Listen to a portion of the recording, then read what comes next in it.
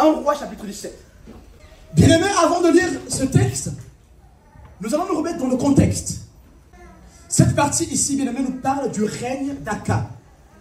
C'est pendant le règne d'Akab que Dieu a manifesté sa puissance dans le ministère d'Élie. C'est pendant son règne. Et quand vous voyez le règne d'Akab, bien-aimés, physiquement parlant, c'était un règne excellent. Un règne excellent parce que Akab a hérité de son père une puissance économique en Moyen-Orient. Quand Akab devient roi, à la mort de son père, Akab hérite un royaume bien fort et puissant. C'est Omri, le père d'Akab, qui a créé la ville de Samarie. Donc, nous connaissons tous les Samaritains, une origine qui sera, oh oui, vilipendée un peu plus tard à travers les mélanges avec les étrangers. Bien-aimé, Akab hérite Samarie et les villes aux alentours.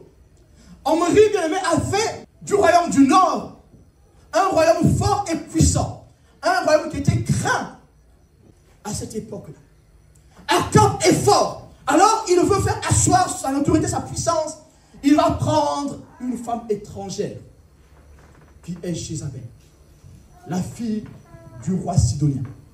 L'histoire dit que c'est Akab et son père qui ont donné la puissance militaire et économique et même au niveau de l'architecture. C'est eux qui ont travaillé pour ça. Mais et pourtant, bien aimé, c'est ce dernier-là qui, en recevant des richesses, s'est associé avec le mal. Il s'est levé en tant qu'ennemi de Dieu. Et c'est là, bien aimé, que Élie, le Tishbite, va apparaître. Il est écrit, Élie, le Tishbite, l'un des habitants de Galaad, dit à Akab, l'Éternel est vivant, le Dieu d'Israël, dont je suis le serviteur. Il n'y aura ces années-ci ni rosée ni pluie, sinon à ma parole. Et la parole de l'Éternel fut adressée à Élie en ces mots. Pars d'ici, dirige-toi vers l'Orient et cache-toi près du torrent de Kérit, qui est en face du Jourdain. Tu boiras de l'eau du torrent, et j'ai ordonné aux corbeaux de te nourrir là. Il partit et fit selon la parole de l'Éternel. Et il alla s'établir près du torrent de Kérit, qui est en face du Jourdain. Les corbeaux lui apportaient du pain et de la viande le matin, et du pain et de la viande le soir. Et il buvait de l'eau du torrent. Amen. Amen. Acclamons le Seigneur, alléluia. Tu peux t'asseoir, merci beaucoup. Bien aimé, nous voyons ici dans cette épreuve Élie qui menait sa vie, qui était déjà prophète, mais qui n'était pas connu dans l'histoire. Il fallait bien aimer qu'un géant, un fort, un riche, un roi, malfaiteur se lève dans sa présence, afin que son ministère soit visible, afin que la gloire de Dieu s'éclore dans sa vie. Bien-aimé, nous avons connu l'histoire d'Élie, c'est parce qu'il y a eu un Akab. Nous avons connu l'histoire d'Élie, c'est parce qu'il y a eu Jézabel. Dieu me dit, voici, je me suis élevé dans la vie d'Élie parce qu'il y a eu un Akab. Mais bien aimé, ce matin, Dieu me dit à quelqu'un, si tu désires voir la gloire de Dieu, si tu désires voir la manifestation de la puissance de Dieu dans ta vie, si tu désires voir les portes s'ouvrir dans ta vie, si tu désires voir la lumière de Dieu dans ta situation, ne crains pas quand elle arrive. Ne crains pas quand les choses mauvaises bien-aimé, se présente. Car ici, oh bien-aimé, Akab se présente dans la vie d'Élie. Akab se présente dans la vie d'Israël. Si vous lisez les versets précédents, vous allez voir que Akab a perverti le peuple. Il a fait, oh oui, une statuette d'Astarté. Il a construit des hôtels à Baal. Je ne sais pas, bien-aimé, quelle est ta situation aujourd'hui. Mais bien-aimé, ce que fait Akab ici dépasse ce que tu peux vivre. Car Akab est en train de bafouer le nom de Dieu. Il vient coller Astarté à Yahvé, le Dieu éternel. Il plonge le peuple de Dieu dans l'apostasie. Ce peuple qui connaît la parole de Dieu. Ce peuple qui a reçu la loi. Il plonge le peuple dans l'adoration des dieux étrangers. Mais bien aimé, c'est là que Dieu va se manifester avec puissance dans la vie d'Élie. Et cela va commencer par une parole positive, une parole de foi, où Élie va dire, la pluie ne tombera pas, sinon seulement quand je vais parler. Bien-aimé, c'est dans des situations difficiles que notre foi va grandir. Bien-aimé, ici, c'est une confession de force et de puissance. Alors, vous pouvez dire, finalement, Élie était audacieux. Voilà pourquoi il a dit, le roi, la pluie ne tombera pas. Bien-aimé, je ne sais pas si vous comprenez que, déjà, aller voir le roi, il faut des audiences. Et parler au roi, il faut être courageux. Aller les exprimer devant une autorité, c'est autre chose. Il faut une puissance extraordinaire qui t'anime. Il faut une volonté extraordinaire qui t'anime. Amen. Amen. Mais ici, Élie a ce courage. Il se présente devant le roi. Il dit au roi, concernant une chose que même le roi ne maîtrise pas. Je ne sais pas si vous comprenez bien aimé la dimension de la foi et de la puissance qui anime cet homme. Il parle au roi sur une chose que même le roi, malgré sa richesse, ne peut contrôler. Personne ne peut contrôler la pluie. Personne ne peut contrôler le temps. Mais Élie vient parler au roi Akab d'une chose que même le roi ne peut maîtriser malgré ses sciences, malgré son argent. Mais Dieu nous pose la question ce matin. C'est une question que Dieu pose. Que dis-tu aux géants qui se présentent devant toi? Repartons, bien-aimés, dans le livre d'un Samuel. Comment David parle au géant qui est devant lui? Comment parle-t-il? Bien-aimé, l'attitude de lui ici est comparable, oh oui, à celle de David face au géant. Près de 3 mètres de haut. Lui, un petit jeune homme de près de 17 ans. Il va se dresser devant ce géant. Il va lui tenir tête. Il va lui dire, oui, c'est ta tête qui sera coupée aujourd'hui et je donnerai cela aux oiseaux du ciel. Bien-aimé, face au géant, c'est là que la foi doit se manifester. C'est pas là qu'on doit pleurer. Il est naturel que face aux épreuves, qu'on se pose des questions. Mais cela ne doit pas durer, bien-aimé. Cela ne doit pas rester longtemps. Juste pour un temps. Ce doute ne doit pas perdurer. Il est naturel en tant qu'être humain qu'il ait le doute pendant quelques secondes. Mais il faut que la foi reprenne, oh oui, le dessus. Mais la foi, bien-aimé, ne peut reprendre le dessus que si nous nous référons, oh oui, aux promesses de Dieu. Seule la foi, bien-aimé, peut nous garder dans l'épreuve. Oh oui. Même dans celle dans laquelle nous sommes aujourd'hui. Ce deuil aussi fort qui nous a terrassés, qui continue à nous terrasser, bien-aimés, où nous nous sentons seuls. Seule la foi, seules les promesses, bien-aimés, qui vont faire renaître en nous la foi, qui vont faire disparaître le doute qui nous a envahi pendant un certain temps. Seules les promesses, bien-aimés, qui vont nous garder, oh oui, dans les moments, oh oui, de preuve. Seules les promesses.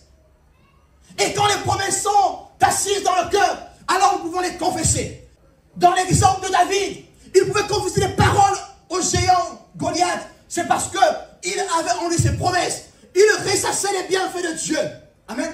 Amen. Nous avons bien aimé plusieurs façons de dire les promesses de Dieu. Soit, oh oui, de se référer à l'évangile, aux promesses bien aimées, soit encore de se référer à ce que Dieu a fait dans notre vie.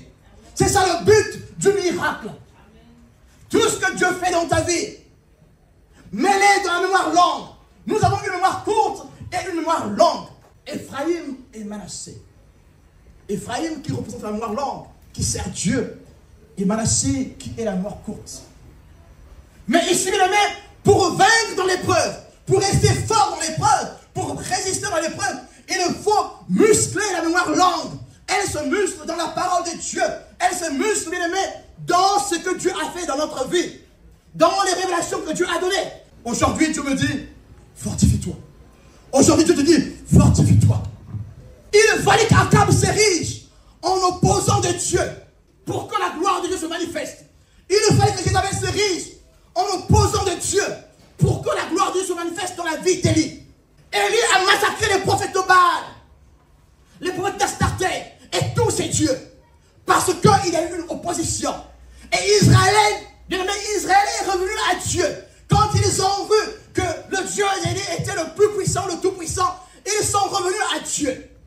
Et pourtant tous étaient cachés, puisque Jézabel, bien aimé, a tué certains des prophètes de Dieu.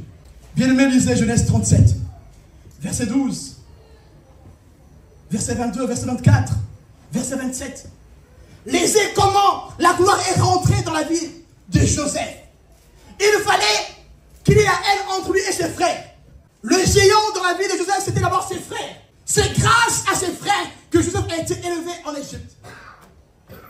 C'est grâce à Potiphar, à la femme de Potiphar, bien aimé. S'il n'y a pas eu le mensonge de la femme de Potiphar, Joseph ne se serait pas retrouvé en prison. Alors, il n'allait pas interpréter le rêve du roi Pharaon. Amen. Amen. Dieu me dit maintenant, saisissez cette épreuve comme étant une pierre qui va vous permettre de vous hisser plus haut. Oh oui, que chaque épreuve de ta vie soit une opportunité pour toi, pour rentrer dans la gloire de Dieu, pour recevoir les faveurs de Dieu, pour recevoir les bénédictions de Dieu, pour recevoir la vie de Dieu, pour rentrer dans la transformation, dans la communion.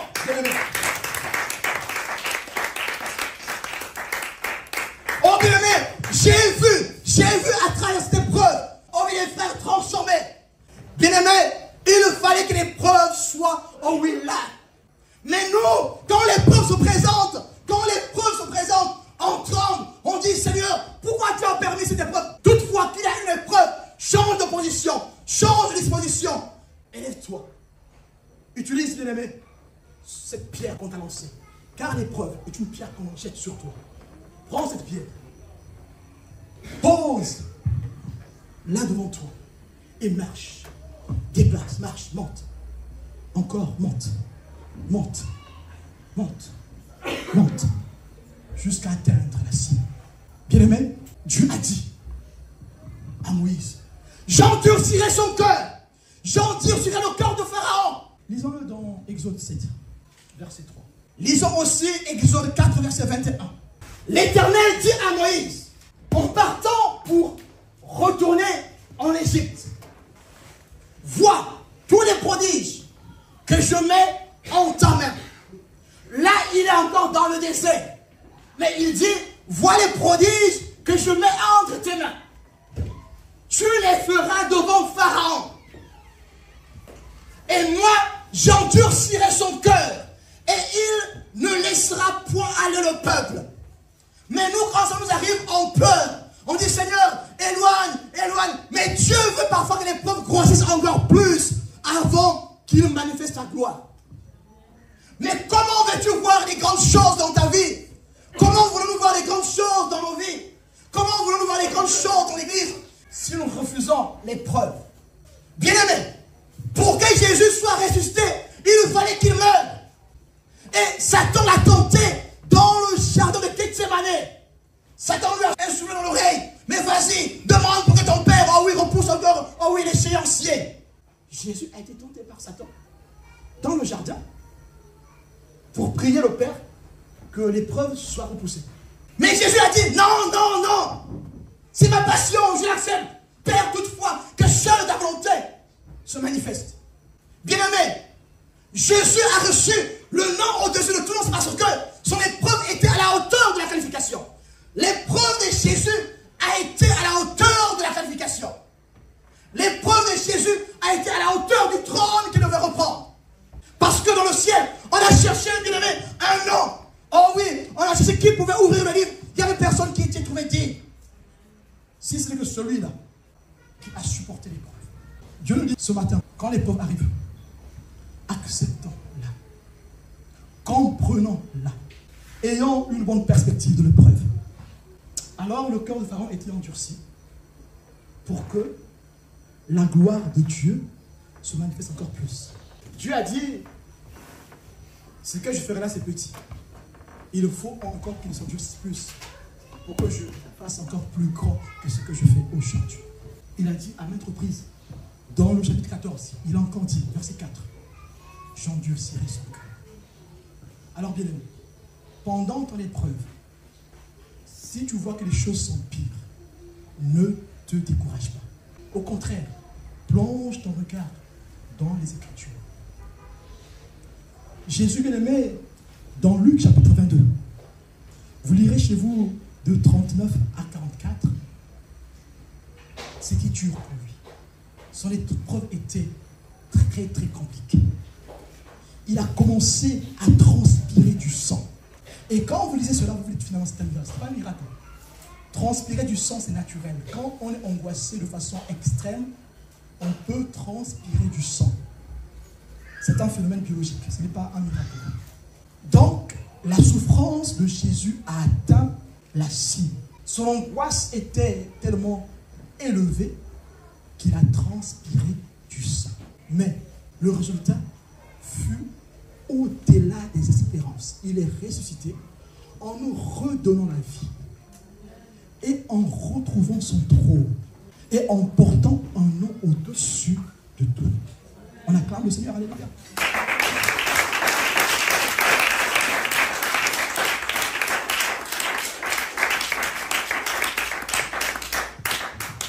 Alors j'aimerais finir avec cette phrase. Josué chapitre 1, verset 9. Bien-aimé, Jésus a plongé son regard dans les Écritures, dans les promesses. Dans l'épreuve, si vous lisez Luc 22, 39 à 44, vous allez voir que Jésus a prié dans l'épreuve. Dans mon état bien-aimé, j'ai plongé mon regard dans les Écritures. C'est là, bien-aimé, que Dieu m'a parlé. Il m'a dit, prends l'exemple d'Élie, prends l'exemple de Moïse, prends l'exemple de Paul. Bien-aimé, Paul devait aller à Jérusalem.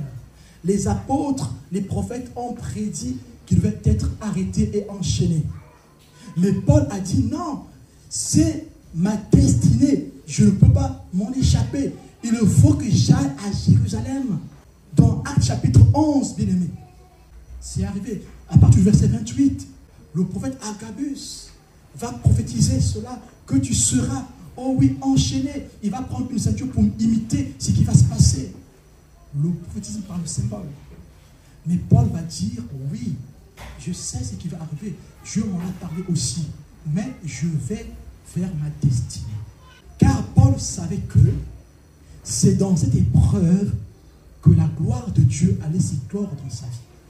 Et vous allez voir, bien aimé, le ministère de Paul a pris une tournure extraordinaire quand il a été arrêté. C'est là qu'il a pu parler au roi et au souverain.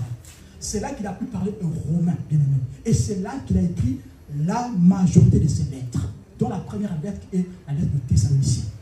La lettre de Thessaloniciens. Et même, bien aimé, c'est le premier livre du Nouveau Testament. C'est ni Matthieu ni Jean. Le premier livre du Nouveau Testament, c'est 1 Thessaloniciens et 2 Thessaloniciens. Vous voyez? C'est grâce à l'épreuve. Ce n'est plus à cause de l'épreuve, mais grâce à l'épreuve.